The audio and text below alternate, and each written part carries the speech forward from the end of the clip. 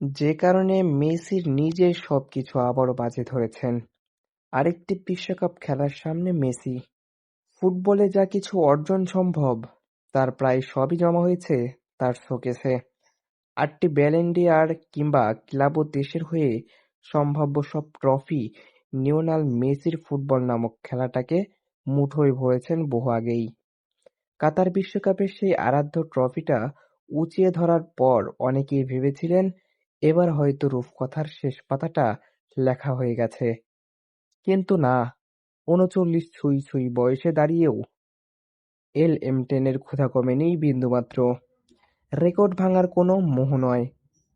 Lionel মেসির চোখে এখন শুধুই আর্জেন্টিনার হয়ে আরেকটি বিশ্বকাপ জেতার অদম্য ক্ষুধা। রেকর্ড বা ব্যক্তিগত মাইলফলকের ফ্রেমে যাকে আর মাপা যায় না, তিনি কেন এখনো বুটজোড়া পায়ে গলিয়ে নামেন?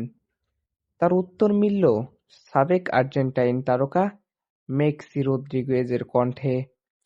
ফিফা ওয়েবসাইটের এক সাক্ষাৎকারে রদ্রিগেজ বলেন, মেসির স্রেফ একটা জিনিস দিয়েই চলিত হন।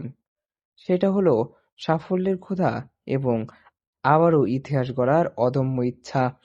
দেশের প্রতিনিধিত্ব করার গর্ব ছাড়া তার মাথায় আর অন্য কোনো চিন্তা কাজ করে না। এমনকি নতুন কোনো রেকর্ড ভাঙার তাড়নাও তার নেই।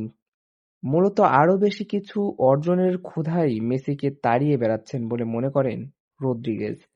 এই মানসিকতা আর তাড়না না থাকলে সে আজ এই উচ্চতায় পৌঁছতে পারত না। আর ঠিক এই কারণেই আর্জেন্টিনার সেই আইকনিক ১০ নাম্বার জার্সিতে আমরা আবারও একটা বিশ্বকাপে তাকে দেখার সুযোগ পাচ্ছি।